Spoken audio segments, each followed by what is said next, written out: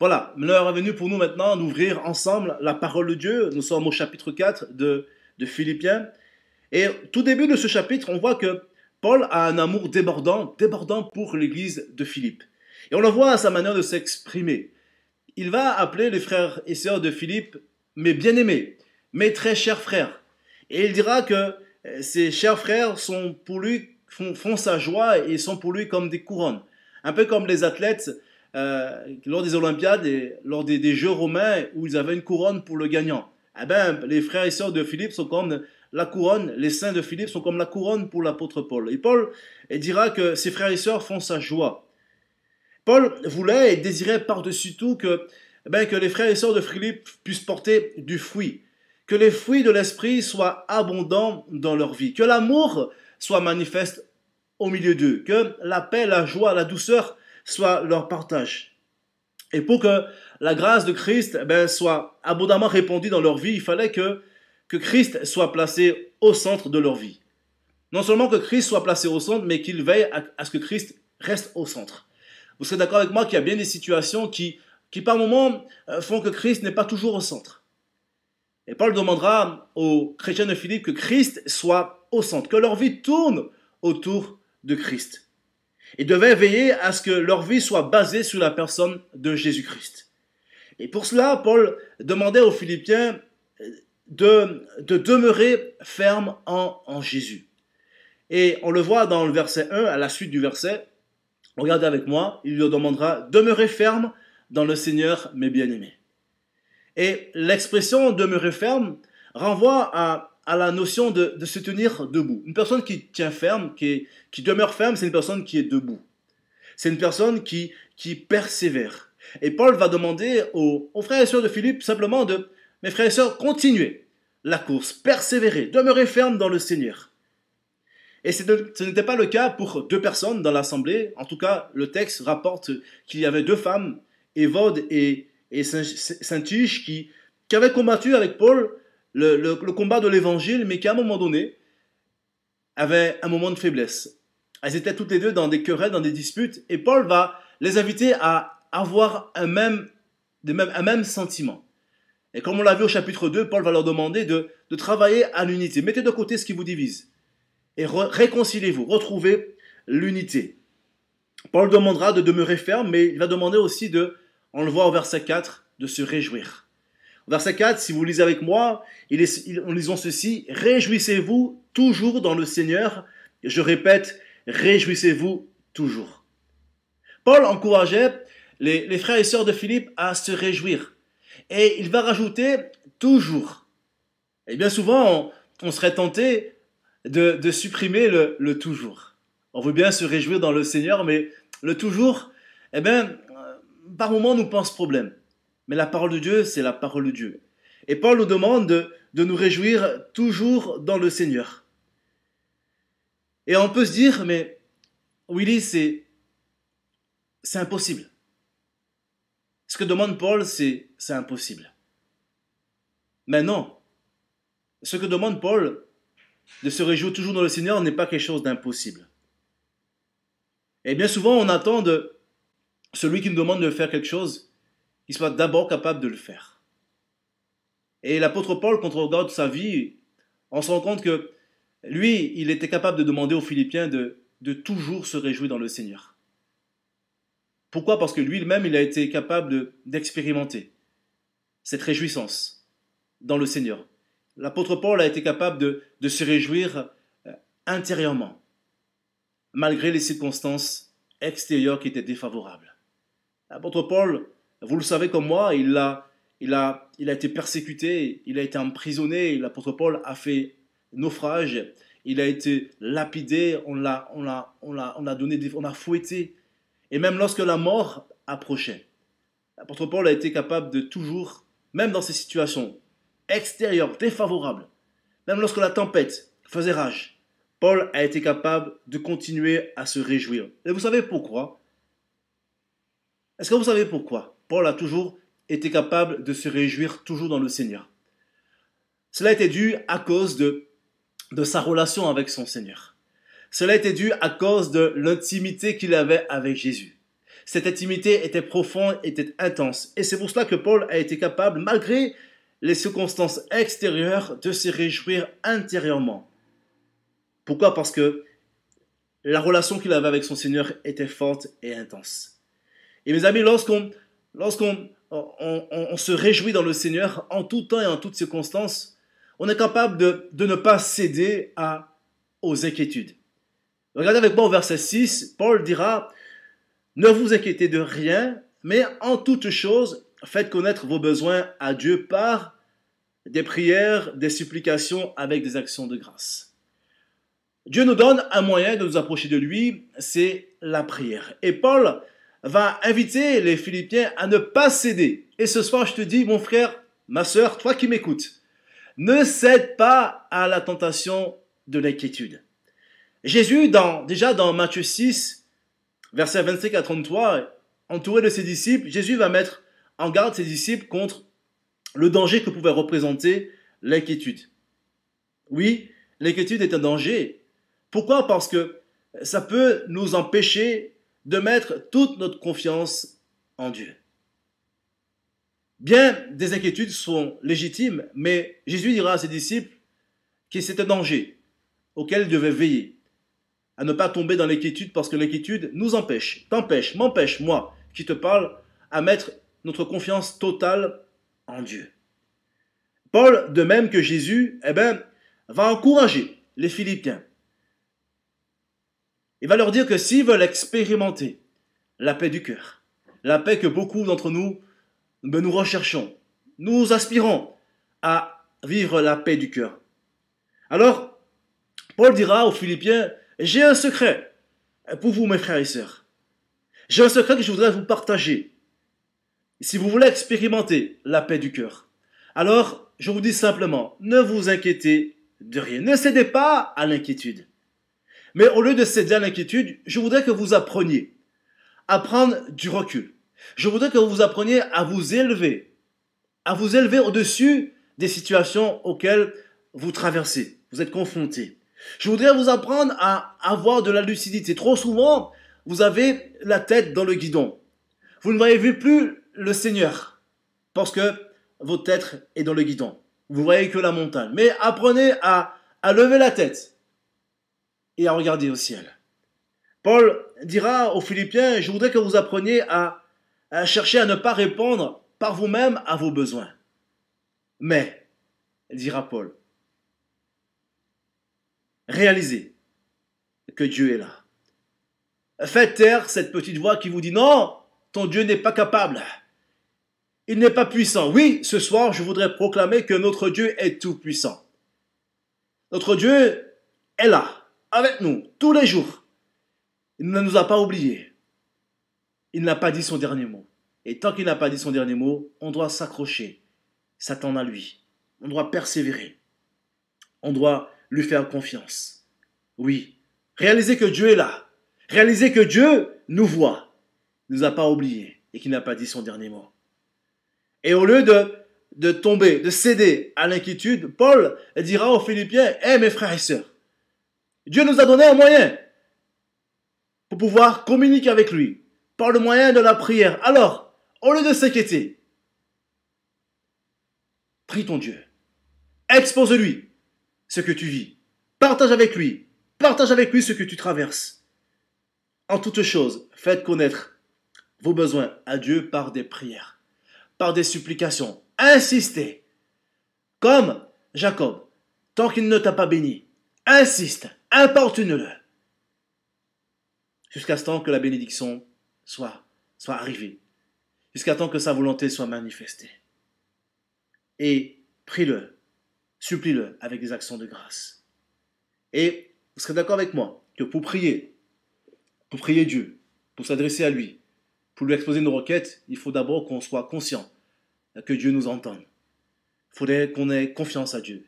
On ne peut adresser une requête à quelqu'un sur lequel on n'a pas confiance. Alors ce soir, que ta confiance soit entièrement renouvelée. Et je voudrais mettre en lumière, en évidence, l'importance de notre relation avec Dieu. La qualité de notre relation avec Dieu. Paul avait une relation intense avec son Seigneur. Quelle qualité de relation. Une relation profonde. Et je voudrais faire que cette relation soit un modèle pour moi, pour toi ce soir. Que nous puissions travailler à avoir une relation beaucoup plus intense avec le Seigneur. Et plus notre relation soit forte, plus sera intense, alors plus nous apprendrons à lâcher prise. Et plus nous apprendrons à ne pas céder à la panique et à lui exposer ce qui nous tracasse, ce qui nous embête. Et ainsi, nous pourrons partager tout avec le Seigneur. Le prophète Ésaïe dira ceci, regarde avec moi dans le chapitre 35 du livre d'Ésaïe au verset 15. Le prophète dira ceci, c'est dans la tranquillité et le repos que sera votre salut. Il continuera en disant, c'est dans le calme et la confiance que sera votre force. Le prophète dira ceci, c'est dans le calme et la tranquillité que sera ta force. Et ce soir, je vais réaliser que ma force, elle est dans ce calme et cette tranquillité. Ce calme et cette tranquillité qui est le reflet de la confiance, du repos en Dieu. Et peu importe la chose qui menace ma foi ce soir, peu importe la chose qui menace ta foi ce soir, je voudrais t'inviter à refuser. Refuse ce soir de céder à l'inquiétude. Refuse ce soir de perdre pied. Et je t'invite à ce soir à demeurer dans la confiance, demeurer dans la tranquillité intérieure. Approche-toi de Dieu par la prière. Et Dieu te fait ce soir une promesse. La paix de Dieu viendra et remplira ton âme troublée. La paix de Dieu va dissiper le trouble qui t'a envahi, qui t'a assailli. La paix de Dieu, elle apporte la tranquillité intérieure. À cause de la profonde intimité qu'on a avec notre Seigneur. Et plus notre relation est intense, plus cette paix sera abondante dans notre vie. Et cette paix de Dieu, dira l'apôtre Paul, l'esprit de l'homme, l'intelligence de l'homme ne peut la saisir. Parce que c'est une paix qui dépasse de loin l'intelligence et la compréhension que l'homme peut avoir. Cette paix, elle est comme un gardien, une gardienne, car Paul dira aux Philippiens, cette paix vous gardera. Et l'expression vous gardera, c'est une expression, c'est un langage militaire.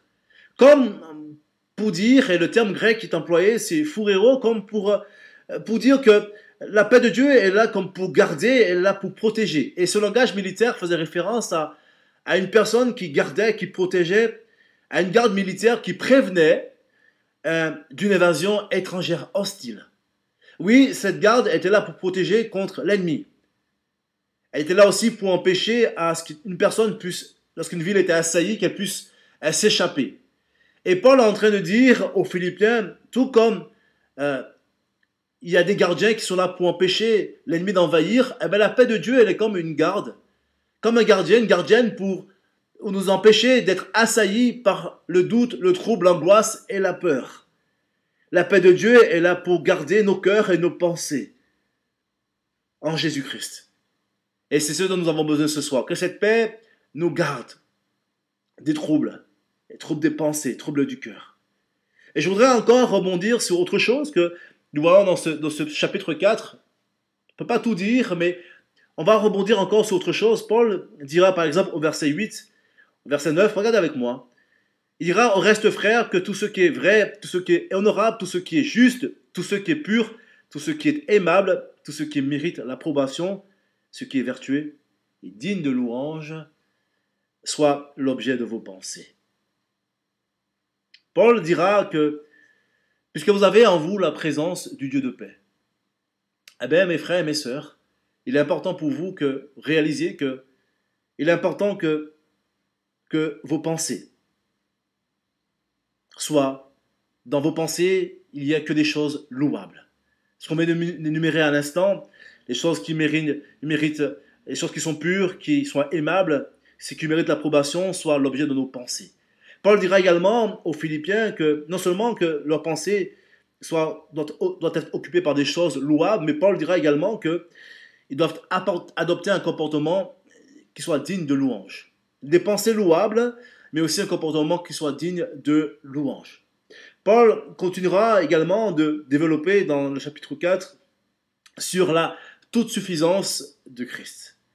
Et ce soir, je voudrais nous encourager à réaliser que Christ est suffisant. Christ est tout ce dont nous avons besoin. Et dans cette toute suffisance, il y a le fait de réaliser que notre Dieu, en Jésus-Christ, pourvoit à tous nos besoins. Les versets 11 à 13 nous montrent que Paul dira ceci: ce n'est pas en vue de mes besoins que je dis cela, car j'ai appris à être content dans l'état où je me trouve. Paul dira que je sais vivre dans l'humiliation, je sais vivre dans l'abondance, et en tout et partout, j'ai appris à être rassasié, à avoir faim, à être dans l'abondance, à être dans la disette. Paul demande aux Philippiens d'apprendre. Et mon frère, ma soeur, c'est un apprentissage. Paul leur demande d'apprendre à vivre dans le contentement, à vivre dans cet état d'esprit qui consiste à se satisfaire de ce que l'on a. Paul lui-même avait appris à vivre dans plein de situations. Il y a des opposés, l'abondance, la disette, la joie, la tristesse. Mais Paul avait surtout appris à vivre dans la suffisance divine. Et cette suffisance divine, cette suffisance en Christ, ne dépendait pas des circonstances et dans l'état dans lequel il se trouvait. Que Paul soit dans l'abondance et qu'il n'ait pas, eh bien, Paul avait su compter et dépendre de Christ. Il avait su apprendre à se contenter de ce qu'il avait. Et mon frère, ma soeur, cela me parle ce soir. Que nous puissions apprendre à nous contenter de ce que nous avons. Et en toute chose, que la louange soit dans nos bouches.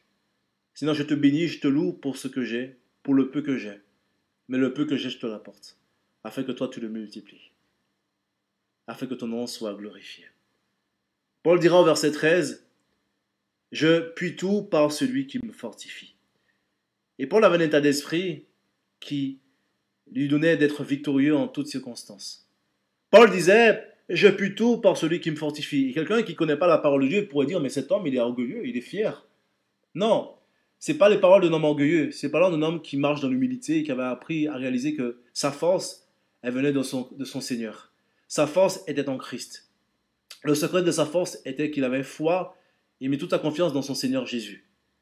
Paul, non pas qu'il soit un orgueilleux, au contraire.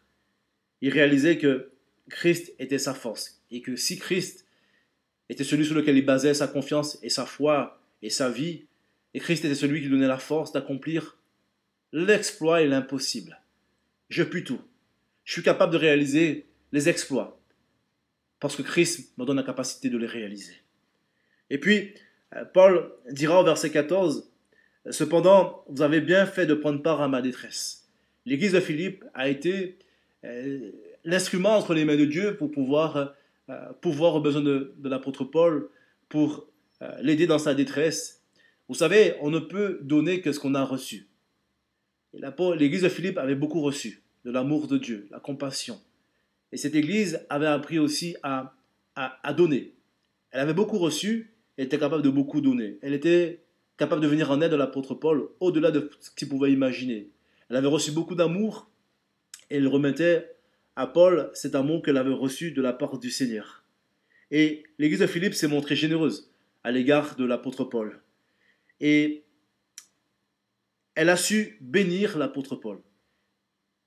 Je pense, et nous sommes de ceux qui pensons qu'il y a beaucoup de joie à recevoir.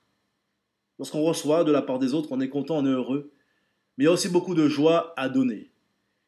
Et Paul dira il fera comprendre au travers de cette parole qu'il va donner à Philippe qu'en donnant, on ne s'appauvrit pas. Mais au contraire, comme on peut le voir dans Actes 20, 35, et ce passage met en lumière les paroles de Jésus qui nous dira qu'il y a plus de bonheur à donner qu'à recevoir. Il y a une bénédiction dans le fait de donner. Et je voudrais terminer ce soir le partage par le verset 19. Paul dira, « Et mon Dieu pourvoira à tous vos besoins selon sa richesse avec gloire en Jésus-Christ. » Oui, notre Dieu, il est capable de pourvoir à tous nos besoins avec gloire selon sa richesse en Jésus-Christ. Que Dieu nous bénisse. Durant ces 4 études de l'épître Paul aux Philippiens, on a vu chapitre 1, verset 2, chapitre 2, verset chapitre 3, chapitre 4. Durant ces 4 chapitres, on n'a pas tout vu. Car la parole de Dieu, on ne va pas tout dire dans des 4 prédications. Mais ce qui est important de réaliser, mon frère, ma soeur, c'est que il est important pour nous d'approfondir ce que nous avons reçu de la part de Dieu. Continuons à l'approfondir. Que Dieu vous bénisse dans l'étude de sa parole, dans la méditation de sa parole, et que cette parole nous bénisse, nous enrichisse abondamment. On prie ensemble le Seigneur pour cette parole. Père, merci pour cette parole que tu nous as donnée ce soir. Oui, nous voulons que cette parole nous porte du fruit en nous. Nous voulons apprendre à te placer au centre, Jésus. Que tu sois au centre de notre vie.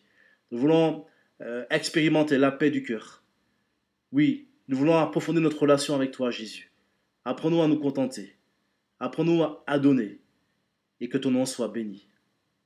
Amen. Que Dieu vous bénisse. Je vous dis à bientôt.